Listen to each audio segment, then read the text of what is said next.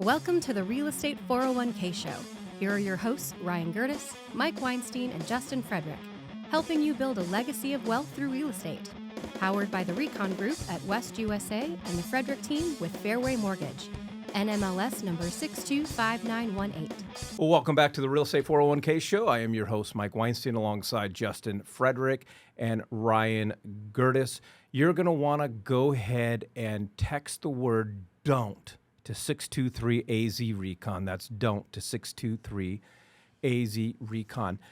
We talked about it the other day, but part of our strategy is when people text into the show and people, they're wanting to buy a second home, and we always start with the conversation, let's consider home number one, let's consider not selling, let's consider making it a income-producing property and going and buying home number two. And it's part of our services and part of our strategy conversations. But guys, the question is, sometimes when I got to go buy home number two, most people, when they sell home number one, they take the proceeds from home number one and they put it down on home number two. Ryan, how do we begin that conversation with, okay, keep home number one. When do we tap into that equity? And then Justin, you can go into other creative ways where we find that down payment. I always put a home equity line of credit, and I know you're going to talk about that. As soon as I feel like I'm at 40% or more, I'm immediately going and applying for a home equity line of credit, even if I have zero intention of using any of that money, just so that it's there in case another opportunity comes up, whether it be real estate, stock, whatever it is that or growing your business, whatever it is that you use money to make money off. So all that being said, I don't feel like if you are a person that has an interest rate with a 3 in front of it, or maybe even a 4, or if your age has a 5 in front of it or under, that you have any business. Yeah, easy, Tiger. Easy on us that have a 5 in front of it. Okay. And I'm starting to get emails for senior discounts. I'm not comfortable with that. Well, I'll save that for later, buddy. Moral of the story is there's nothing that's going to make you as much money off of passive income, you might make more off of growing your business. So you're going to have to take a look at your entire financial portfolio to decide whether or not it really be responsible of you to sell real estate right now, because it is just still making so much money for us. And right now, I feel like it's very minimal. It's only going to do more and better and faster for you. And if you do have a 3 or a 4 in front of your interest rate, or even a 2, I mean, you're never going to get money as cheap as that ever again on a 30-year fixed, in my personal opinion. Yeah, Justin, I'm glad Ryan had brought that up, because that is, and it's the difference. It's what we do as real estate wealth managers, and that's what makes the conversation different when people invite us into their home to have a conversation about selling their home. You know, if you're considering, on which we're going to advise you, and we're going to give you the numbers. Sometimes it just doesn't make sense to keep home number one, but we're going to give you those numbers. But before you move, if you're going to keep home number one, before you move, and if you have the equity, get a home equity line of credit. Get that HELOC. Walk us through the basics of what that is and why that would be a better option than doing a cash out refinance if you had a 2, 3, or 4 in front of your rate. I'm going to talk about a few things, but first of all, special day. Yeah. I believe you should have a home equity line of credit on every home that you own, whether it's 1 or 10, and whether you're going to use it or not, it's there to leverage. Traditionally, home equity lines of credit interest rates are higher than primary rates going out, but you're only paying interest typically on these, and for whatever you're borrowing. And it could be long-term, short-term on what you're going to be doing. Now, typically, home equity lines of credit run off a prime rate, so we're in a time where prime rate's a little higher because we're trying to combat inflation. But when we're not combating inflation, prime rate's nice and steady and low. It's one of those steady rates. So I fully believe in it. And if it's too much, you don't have to use it at the time, but it's nice to have it in place. So, and the reason why I say do it on every property when you can is because sometimes, like times right now, you really can't find a home equity line of credit for an investment property. But I had them in place when they did allow it. So I do have those funds available. And I know you guys did the same thing. Mm-hmm. So I would not touch or get rid of a property that especially had a rate of 2 in front of it. It is essentially free money, and it's a fixed rate. It's beautiful, and it really is beautiful. And as rents continue to increase and rent demand increases, that property is just going to make you so much money.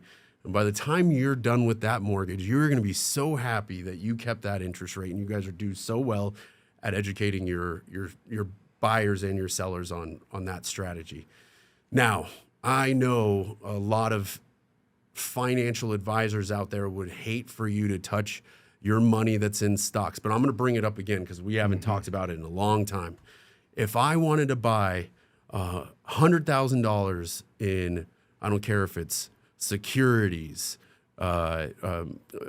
stocks, some sort of, how much money do I have to invest? $100,000. If I want to buy another property investment that I can see, that I can put my eyes on, that I can put my hands on, I only have to put down 5% as a primary residence or 20% as an investment property, but it's something that keeps appreciating just about as much as a stock does, as a security does. It probably performs better in most in some cases, markets. way better. Yeah, but you're also having somebody else pay that for you. So you're not only leveraging other people's money to borrow for the property, but you're leveraging other people's money to pay the difference, and you're making the equity on the property. What a beautiful way to make money.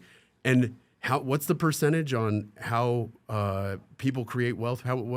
What's the amount through real estate? So 90% of millionaires have real estate portfolios. And I just want to say that over and over again. Every show we should just start off with that. Well, I'm encouraged, Ryan. I'm now feeling like Justin actually listens to this show.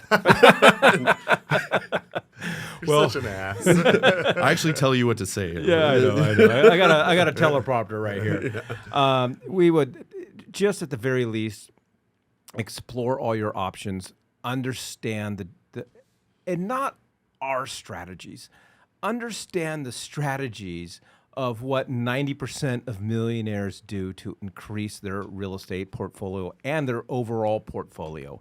All you got to do is text the word "don't" to 623-AZ-RECON. That's "don't" to 623-AZ-RECON. Well, so I know we have a few more minutes to go over what we're talking about here. What I do want to talk about is going into the season, right? Because we do have Christmas coming up, and you're going to come up with I thought we were talking about, because this is the McRib season. I want you to know that. Like, there is a national movement to actually change the name to the McRib season. I got to apologize for my imbecile business partner over here. We should start off every show with that, too. Excuse for him. So, maybe go eat a McRib and leave the pros at it, buddy. Bro, I'm telling you, it's a struggle. So, near my house, I live at Tatum and Bell. So on the northeast corner, there's a McDonald's and an Arby's.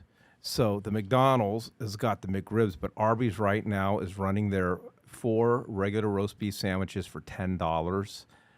Dude, and they're better the next day refrigerated. Uh-huh. Oh, yeah. I'm going to just smile and nod. With some horseradish sauce on that? No, I like that. I like the Arby's barbecue sauce. Yeah. Sorry, you always get us into food. I know. I'm always hungry. I'm still waiting for you to make a McRib for him. He'll just stop. Man, I don't know that it'll work, but I'll try. But I did want to talk about the season coming into it, and there's just this time right now in the month of December and the early parts of January. It blows me away why people put their homes on the market, and I mean, whenever I'm helping a buyer or even myself as an investor, this is the time where I'm looking for stuff. And so if you have it in your mind that you want to put your house on the market right now, just don't. All right, just look for a home to buy. And one of the strategies that we're using right now is we're saying, hey, look, all the sellers that are out there, they're usually selling because they have to, right? Not necessarily because they want to. And so if you can go out there and get get your hands on just a contract, do a 90-day escrow. You'd be amazed on what sellers are willing to do right They now. love the idea of being able to have that contract locked in and being able to enjoy their home for one last, Christmas or one last New Year's or whatever it is. They're going out of town or whatever the reason. But you can find great deals with excellent terms right now.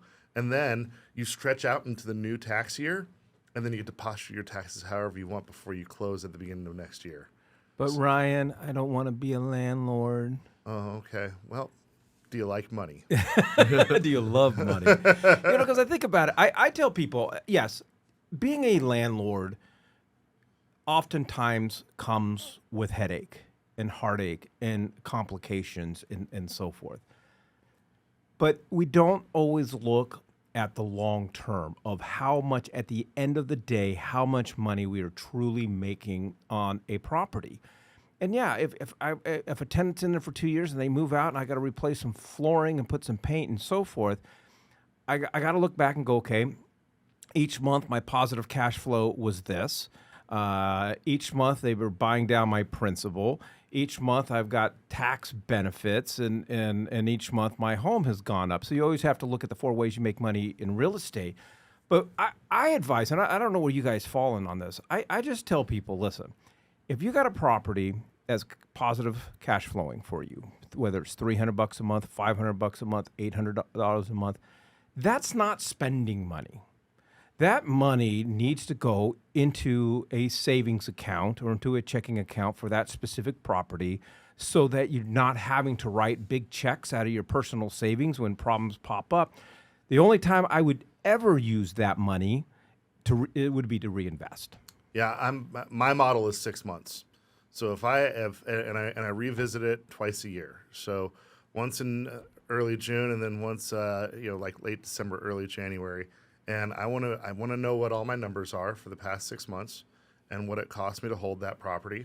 And then I want to make sure that I have 6 months reserves in case, something goes wrong or a tenant I have to evict or whatever, that I can not have to go through some financial issues with that. So once I'm at 6 months, all the overage I put right back into an investment account that I'm going to turn around and I'm going to invest in more real estate on, or whatever it is that we decide to do. So that's my personal model. But when you start off, you may not have that.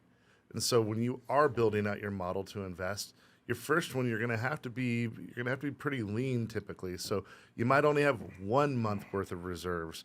And then as you continue to build, then you can start, modifying your model a little bit. But that's where I am. I'm at 6 months. And so after 6 months, I'm pulling cash back, and then that's when I'm reinvesting, and then just holding that other 6 months in there, and then revisiting every 6 months after that.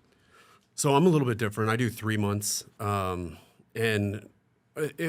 I have a number of 5%. If my interest rate on the property is higher than 5%, I put any overage back into the principal of the home. The properties that are under the 5%, I'll take that money and put it in other accounts to reinvest, because it's basically, to me, it's like free money that I need to use to buy another property or reinvest somehow. But those properties that are over, I'm really just trying to get the principal balance lower to when I can refinance, if I can refinance on an investment property and get below 5%. Wonderful. If not, I'm going to pay it off sooner than later and have it free and clear. Or most likely have a home equity line of credit to leverage down the road. But I